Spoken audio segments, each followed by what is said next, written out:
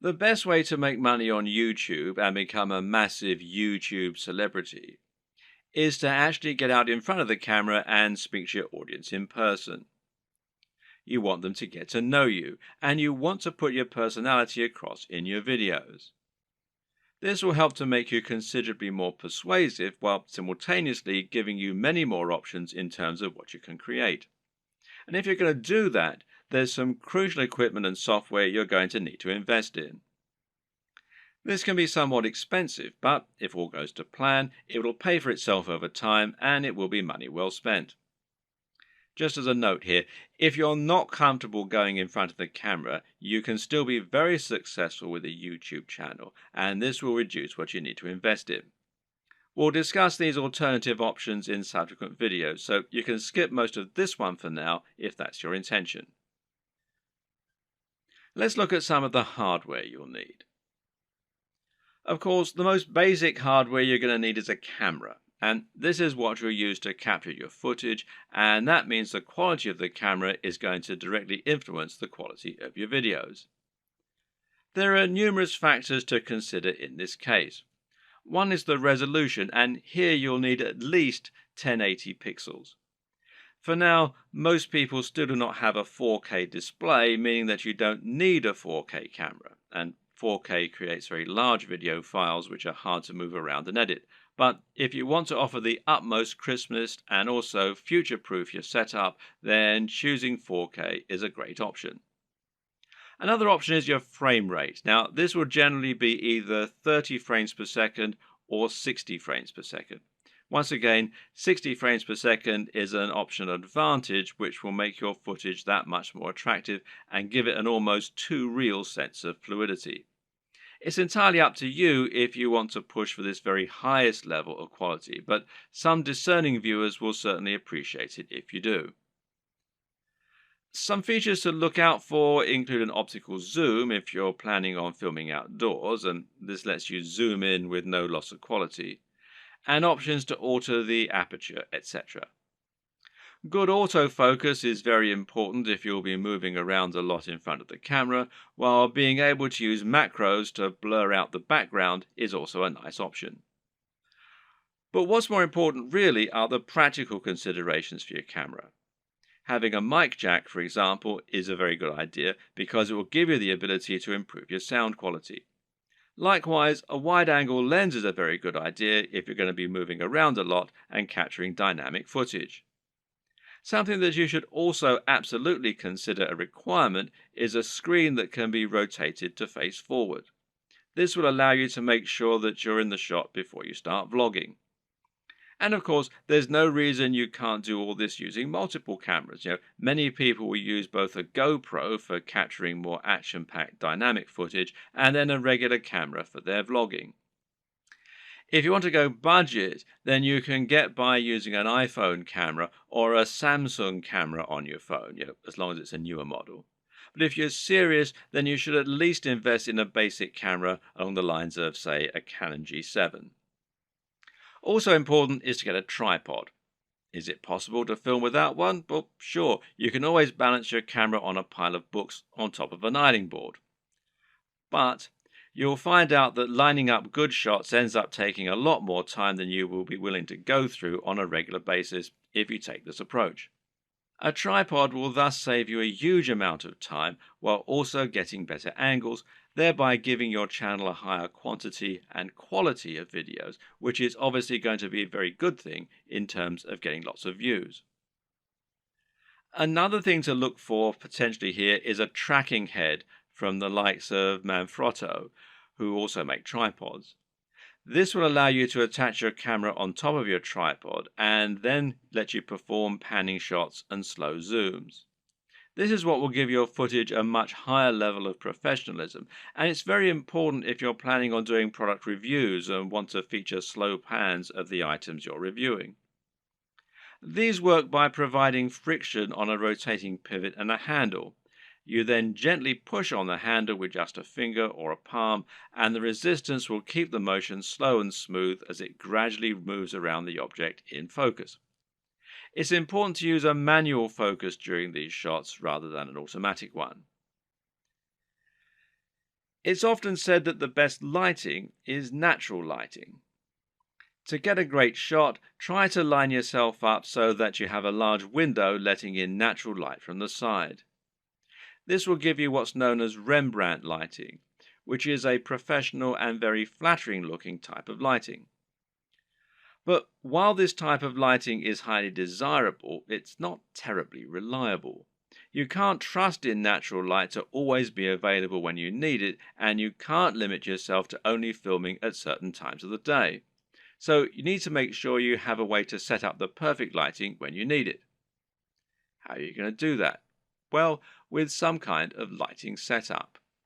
And a great choice is to get two soft boxes. Now, these take up a fair bit of space, but it's worth it as it will allow you to design your lighting however you wish and make sure that your subject matter is well lit and that your footage is clear and bright. Now, don't underestimate this. In fact, in many cases, it can be more important to ensure your footage is very light and very bright than it is to use a camera with a high definition. This will make your footage look more professional and more appealing to watch. Want to go one step further? Well, depending on the nature of your videos, you can get creative here if you want. Jonathan Morrison has a YouTube channel that's all about showcasing technology products in the very best possible way and making them highly desirable. This gets him a lot of views and helps him to sell a lot of affiliate products, which of course means that manufacturers are happy to work with him and to supply free products for review. One trick he uses to accomplish this is to use colored lighting. He'll often light phones and other gadgets in a bright pink, green or purple hue on a white background, which makes them look more modern and more crisp, especially with his high-quality video equipment. The great thing is that colored bulbs are actually very affordable, so this is something you can mimic fairly easily yourself, should you want to. Just like it's important not to underestimate the importance of your lighting, you also need to ensure that you never underestimate the importance of your sound quality. If you want to make your video look and sound professional, then it's absolutely crucial that you have good quality sound and don't just get a muffled sound into a regular camera microphone from a distance. Things like acoustics matter, and even if your viewers don't notice the difference, they'll be able to feel the difference. Things like this make a massive psychological impact and can be the difference between a channel that has high production values and that people love to watch, and one that looks unprofessional and that nobody takes seriously. Fortunately, sound is a relatively easy thing to get right, and the best way to do this is with a basic external microphone. You can get a lapel mic, also known as a lavalier mic, easily enough, and then attach it to your phone or camera to record your audio at the same time. Better yet, find a high-quality microphone that you can plug directly into your camera's mic jack. The blue Yeti Snowball microphone is one of the most popular choices among YouTubers right now, and it is a very affordable option that will provide a crisp and clear sound quality very easily. As well as hardware, you'll also need to invest in some basic software and other intangibles.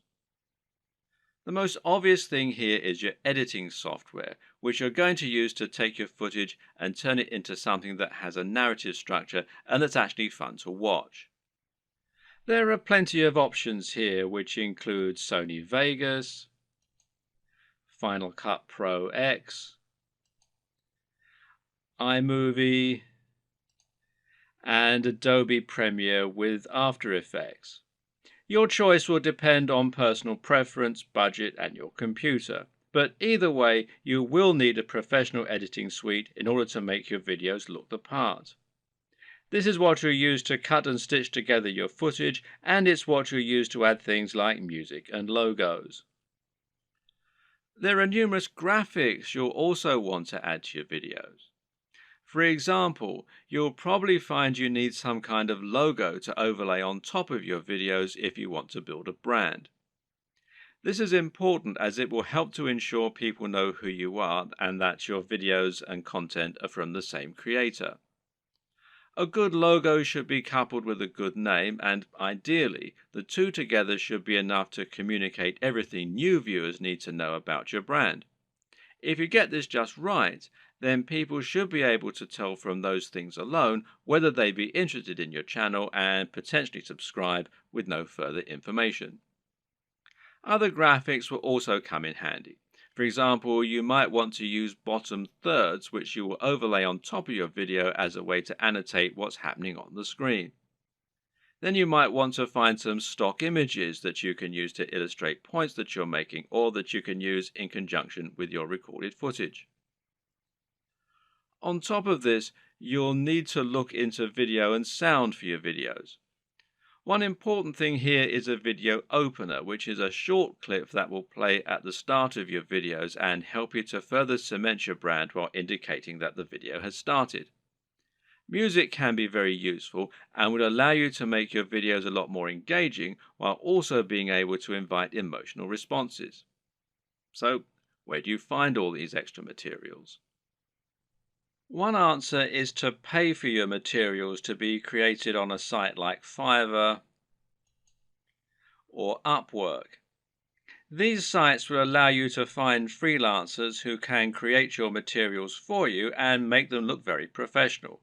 Again, it's a small investment, but it's very much worth it, seeing as how much use you'll be getting out of these things. So once you have your equipment, you're ready to start creating your footage and uploading it to YouTube. So what's the average day like for a YouTuber? How do you go from start to finish and save yourself as much time as possible?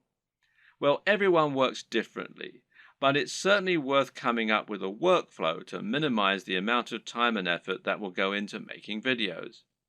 It's very important that your content be uploaded regularly in order to avoid losing your subscribers. And with that in mind, you need to be able to rely on a simple process to keep making more videos. To start with, you should try to keep an area in your home or studio ready for filming at all times. Designate a corner of an office or somewhere else to record your footage. That way, you won't have to get everything out and set everything up each time you want to film. It'll be there ready for you to go right away. This also means you can create a set for yourself and a backdrop. This is very important because it will once again greatly improve your professionalism. You don't want to record footage of yourself talking in front of an untidy bedroom with clothes strewn everywhere. Nor do you want to record in an untidy office or any other part of the home that just looks like someone's house, unless of course your niche is about something for the home. Rather, your aim is to make a professional looking set that will help to reinforce the lifestyle that you're trying to promote. Now, this might mean that you set up an area in your home to reflect what you're trying to say about yourself, and this could be a very clean and modern looking desk setup, for example, or it could be lots of comics and film merchandise.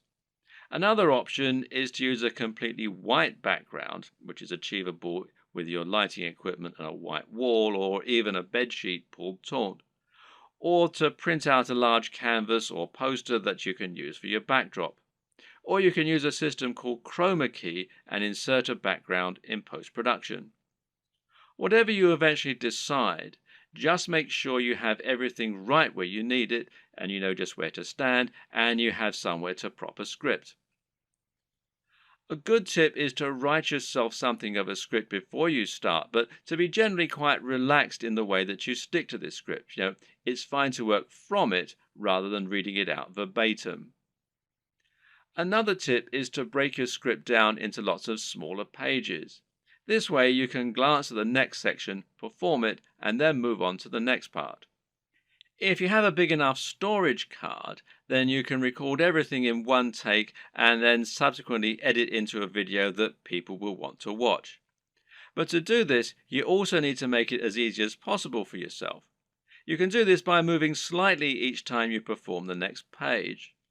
This will not only help you to see when you got the take right when looking at the footage in the editor, you'll know that the take just before you moved was the right one, but it'll also make it much more dynamic video as you'll be moving position on the camera as you speak.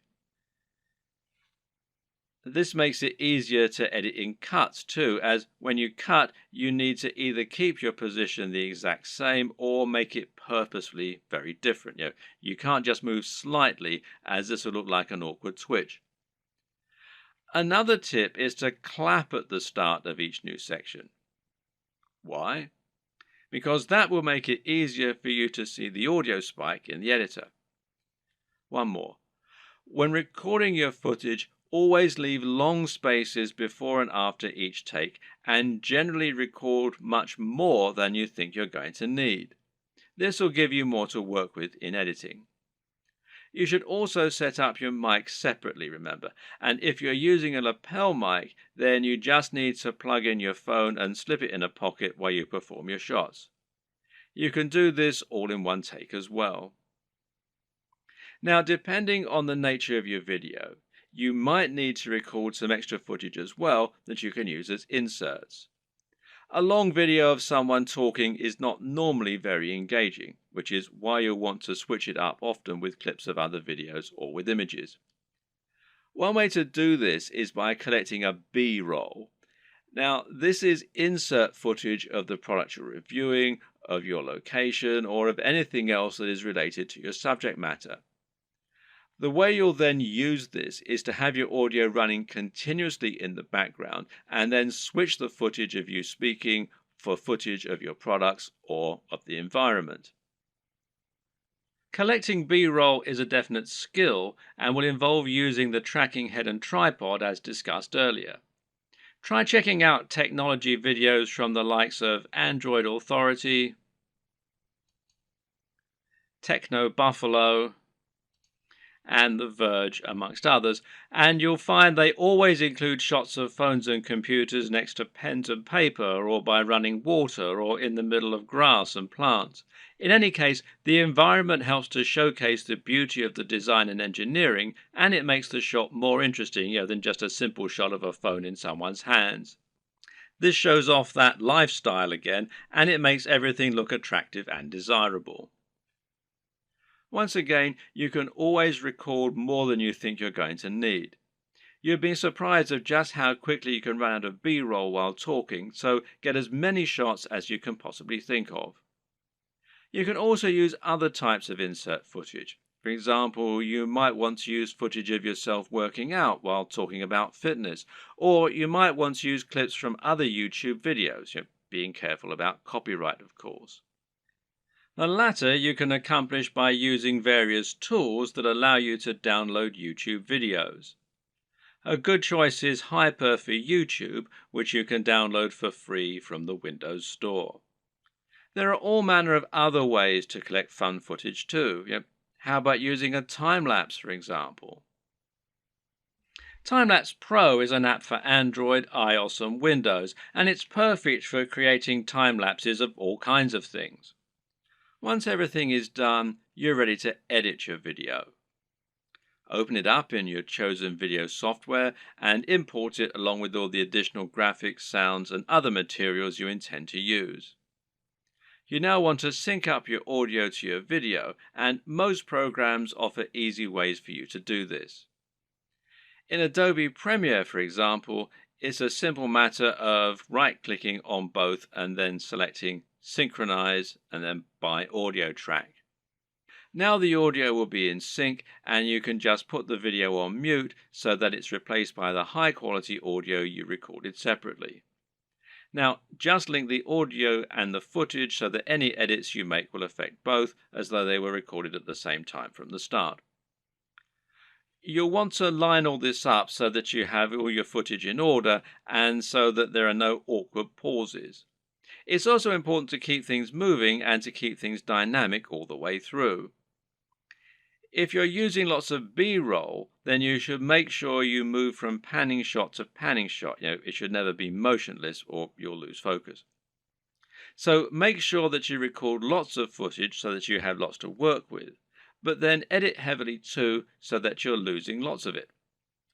Once everything is in order and the sound is lined up, you can then start to insert your extra footage and lay this over the top, intersperse it.